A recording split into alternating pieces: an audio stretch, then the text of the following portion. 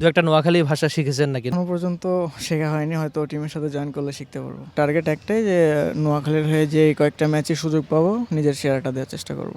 বিশ্ব রেকর্ডটা ভাঙার খুব কাছেই ছিলেন, ওটা ভেবে কি তখন একটু আক্ষেপ হয়েছিল নাকি? আসলে তখন তো খেলার মধ্যে ছিলাম, তখন তো আর ওইটা মাথায় ছিল না যে এটা বিশ্ব রেকর্ড হবে কি না। তো আমি জাস্ট নর্মালি খেলতেছিলাম। আর একটা সময় মনে হয়েছে যে না, আমি আমার ম্যাচ যেহেতু আমি উইন হচ্ছি, তো ওই সময় আর রিস্ক নেই, কারণ এনসিএল টি20তে আমি একটা সেঞ্চুরি মিস করছি, আর টি20তে আমার কোনো সেঞ্চুরিও নাই। তো তখন আকবর ভাইয়ের সাথে আমার কথা হয়েছে যে একটু সেফ খেলবো কি না। তো আকবর ভাই বলছে ঠিক আছে, ম্যাচ যেহেতু আমরা জিতে যাচ্ছি তাহলে তুমি করো। তো তারপরে একটু আস্তে ধীরে খেললাম।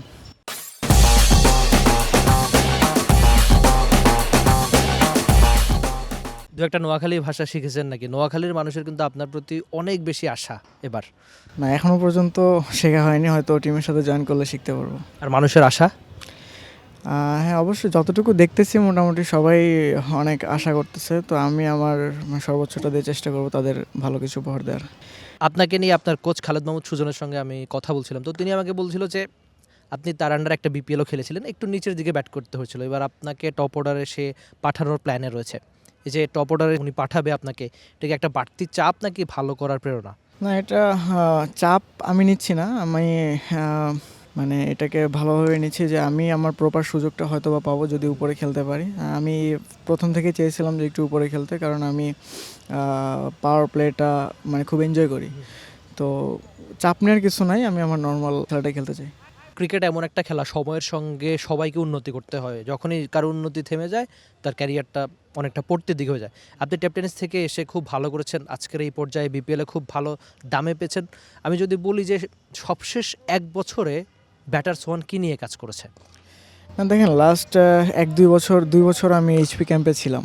হ্যাঁ, তো ওখানে আমি অনেকটাই স্কিল নিয়ে কাজ করছি, অনেক বডি শেপ টেপ ধরে রেখে, যে আগে যে ছয়গুলো মারতাম সেম ছয়গুলোই আমি বডি শেপ ধরে মারা ট্রাই করছি, প্র্যাকটিস করছি।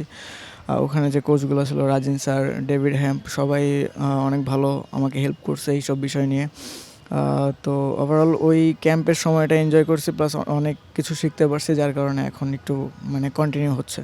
আপনি ছয় নিয়ে কাজ করার কথা বলছিলেন, সচরাচর আগে যখন আপনার খেলাগুলো দেখতাম যে এমন কিছু শট হতো যেগুলো বাউন্ডারি লাইনের আগে ক্যাচ হতো, এখন সেগুলো ছক্কা হবে, ব্যাপারটা কি এরকম? একটু যদি ক্লিয়ার করতেন। হ্যাঁ হ্যাঁ, আসলেই আগের থেকে অনেক রেঞ্জ পাওয়ার হিটিংটাও একটু বাড়ছে, মূলত ক্যাম্প করার জন্য আর কি। মানে এইসব ইমপ্রুভ আমার মধ্যে হয়েছে আর কি।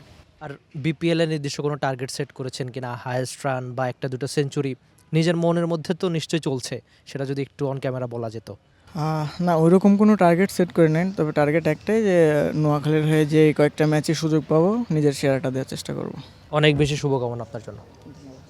For more updates, subscribe to our YouTube channel and click on the bell icon. Follow us on Facebook and Instagram. Download T-Sports app to enjoy exciting games and highlights. Visit tsports.com.